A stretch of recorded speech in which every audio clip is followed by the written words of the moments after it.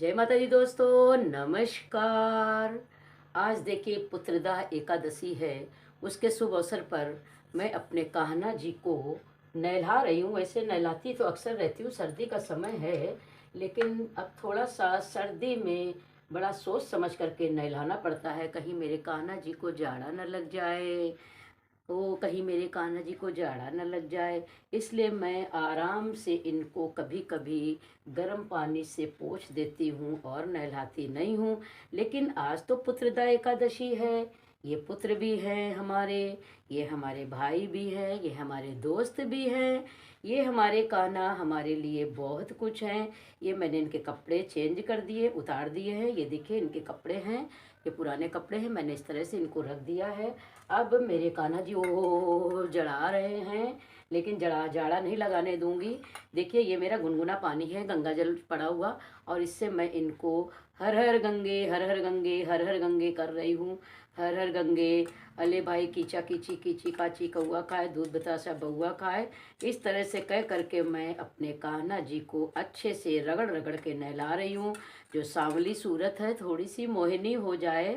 हम्म।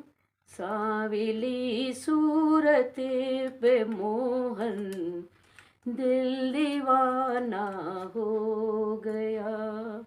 ये मेरे कान्हा जी ने, ये देखो हमारे कान्हा जी ने हन्नी हन्नी कर ली है। अब जल्दी से मैं उलन कपड़ा ले करके इनको जल्दी जल्दी मैं इनको पोंछ रही हूँ, इनका तन सुखा रही हूँ, जिससे इनको कहीं जाड़ा न लग जाए। और जाड़ा नहीं भी लगेगा क्योंकि ये हमारी गोद में है, मैंने इनको ऐसे दबा के रखा है। ये हमारे कान्हा जी हमारे साथ है, मैंने इनको इसे दबा लिया है छोटे बच्चों की तरह, ये छोटा बच्चा ही है। और ये देखिए ये मैंने इनको साफ कर दिया है, मतलब पोंछ दिया है। और फटाफट फटाफट अब मैं जल्दी जल्दी इनको ये मैं कपड़े पहना रही हूँ। इनका ये दूसरा उलन कपड़ा है। वाओ कितना आलीशान कपड़ा है ये। इस तरह से इनको मैंने ये कपड़ा पहना दिया है। कान्हा जी कह रहे हैं मम्मा मुझे जल्दी से कपड़े पहनाओ, नहीं तो मुझे जाड़ा लग जाएगा। क्योंकि भाई देखो हम लोग भी इस समय कान वगैरह ढके रहते हैं, ऊनी कपड़े पहने रहते हैं। इस तरह से ये भी, इनके भी कान ढके गए हैं और ये भी ऊनी कपड़ा पहन रहे हैं। ये इनकी टोपी लग गई है, और टोपी से थोड़ा सा इनका जो था मुइयाँ मुइयाँ इनकी ढक गई हैं, लेकिन मैंने उनकी मुइयाँ खोल दी हैं। अब इनको मैंने अपने यथा स्थान पर विराजमान कर दिया। इन्होंने हन्नी हन्नी कर ली है। अले भाई हन्नी हन्नी हो गई है हमारे कान्हा जी की। अब इनको मैं क्या करूँगी, इनको मैं मुकुट पहनाऊंगी। पहले माला पहनाऊंगी, ये मैंने माला पहना दिया है। और इसके बाद हमने इनको मुकुट पहना दिया है, उसी के ऊपर टोपी के ऊपर इनका ये मुकुट हो गया है। और साथ में मुकुट तो ये लुढ़का जा रहा है, ये मुकुट मैंने रख दिया है। और ये देखिए इनकी बांसुरी है छोटी सी, तेरी मुरली की धुन सुन के बरसाने से आई हूँ। देखिए राधा जी ने इनकी मुरली की धुन सुनी तो वो बरसाने से आ गए। इनको मैंने बांसुरी इस तरह से कर दी है।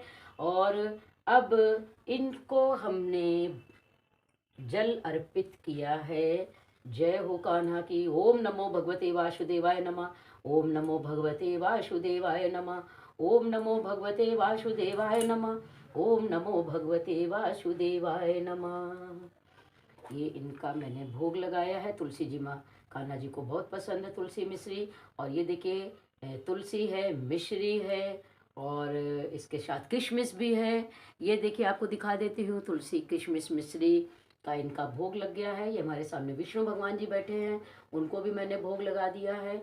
ये देखिए भोग कान्हा जी का लग गया है। कान्हा जी बहुत खुश हो गए हैं क्योंकि कान्हा जी कह रहे हैं हमको किशमिश मिल रही है, मुझे तुलसी मिल रही है।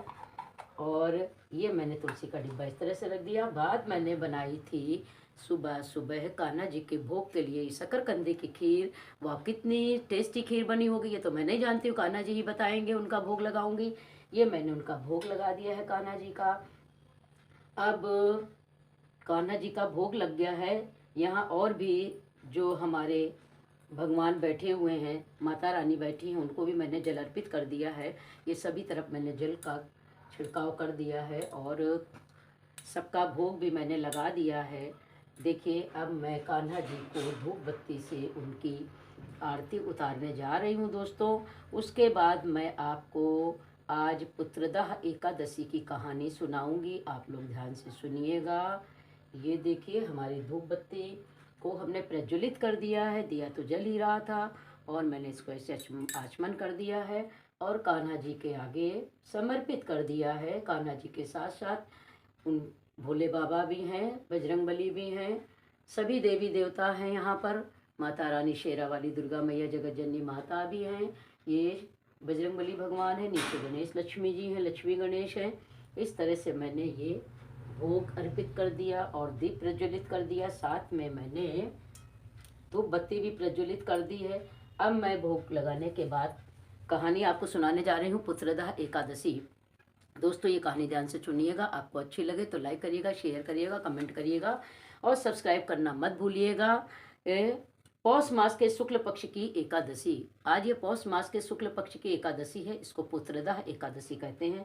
भगवान कृष्ण बोले, हे धर्मपुत्र, पौष मास के शुक्ल पक्ष की एकादशी का नाम पुत्रदा एकादशी है। पुत्र की कामना पूरी करने वाली है। इसके महात्मा कथा ऐसे है। एक समय भद्रावती नगरी में एक संकेत मान राजा राज्य करता था। उसकी स्त्री का नाम शैव्या था। विश्व विभूतियों से भवन भरा था। द्वार पर चिंतामणियों का प्रकाश था। द्वार पर चिंतामणियों का प्रकाश था, परंतु राजा की आंखों में अंधेरा सा प्रतीत होता था। परंतु राजा की आंखों में अंधेरा सा प्रतीत होता था कि उसके पुत्र नहीं हैं। उसके कारण था कि उसके कोई पुत्र नहीं था। वह स्वर्ग के सुखों को नरक समान कहता था।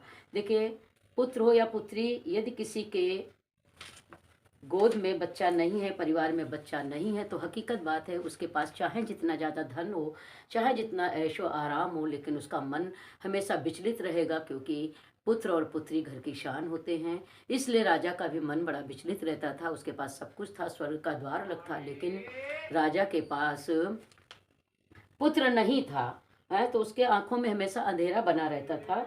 वह स्वर्ग के सुखों को नरक समान कहता था। पुत्रेष्टि यज्ञ हजारों किए, परंतु सफल एक ना हुआ। उन्होंने पुत्र पाने के लिए काफी हजारों यज्ञ किए, लेकिन वो सफलता उनको नहीं मिली। देवताओं को लाखों प्रणाम किया, आशीर्वाद एक भी न मिला। बेचारा हार गया और वो बुरे बुरे विचार करने लगा, क्या करूं? विष खा लूं, भूत बन जाऊं तो अच्छा है। विष खा लूं कि भूत बन जाऊं तो अच्छा है, परंतु ये चिंता अच्छी नहीं। फिर विचार करने लगा, आत्मघात करना महापाप है। आत्महत्या करना मतलब महापाप है। इस चिंता से छूटने का उपाय वनवासियों में जाकर के पूछूं। घोड़े पर सवार होकर के वन विहार करने लगा। राजा घोड़े पर सवार होकर के वन को चला गया और पशु पक्षियों इत्यादि जीवों को अपने पुत्रों के साथ खेलते हुए देखता था, तो उसका मन बड़ा विचलित हो जाता था और वो उन लोगों को बड़ा सौभाग्यशाली समझता था और अपने को बड़ा अभाग्यशाली समझता था। आगे चलता तो एक सरोवर मिल गया, उसमें मछलियां, मेढक इत्यादि संतानों के साथ विलास कर रही थी। सरोवर के चारों तरफ मुनियों के आश्रम थे। राजा घोड़े से सवार मुनियों की शरण में गया और प्रणाम कर पूछा, आप कौन हैं? मुनि बोले, हम विश्व के देवता हैं। इस सरोवर के पतित पावन समझकर स्नान के लिए आए हैं। आज पुत्रदा एकादशी का पर्व है, जो पुत्र की इच्छा पूर्ण करती है। राजा बोला, यह क्या होता है? ये दिव्य फल मुझे भी व्रत करने को मिल जाएगा? तो वहां पर सब लोगों ने बोला, विश्वदेव बोले कि हमारी बात सत्य होगी, परीक्षा करके देख लो। राजा ने श्रद्धा से पुत्रदा एकादशी का व्रत रख करके रात्र को जागरण किया। प्रातः उठ करके भवन को चला गया। 9 मास बाद उसके पुत्र उत्पन्न हुआ। राजा के दिल को धैर्य मिला, पितृ भी प्रसन्न हो गए। इस कथा को सुनने में भी स्वर्ग मिलता है। इस तरह से राजा ने पुत्रदा एकादशी का व्रत रखा, उसका पालन किया, रात में जागरण किया और उनको एक सुंदर सा पुत्र प्राप्त हुआ। तब से वो पूरे व्रत रहने लगे। इसी कारण से ये पुत्रदा एकादशी मानी जाती है। इस दिन गौ के दूध का सागर तथा फल आदि ले सकते हैं। बोलो पुत्रदा एकादशी माँ की जय। जय हो। ओम नमो भगवते वासुदेवाय नमः। ओम नमो भगवते वासुदेवाय नमः। ओम नमो भगवते वासुदेवाय नमः। ओम नमो भगवते वासुदेवाय नमः।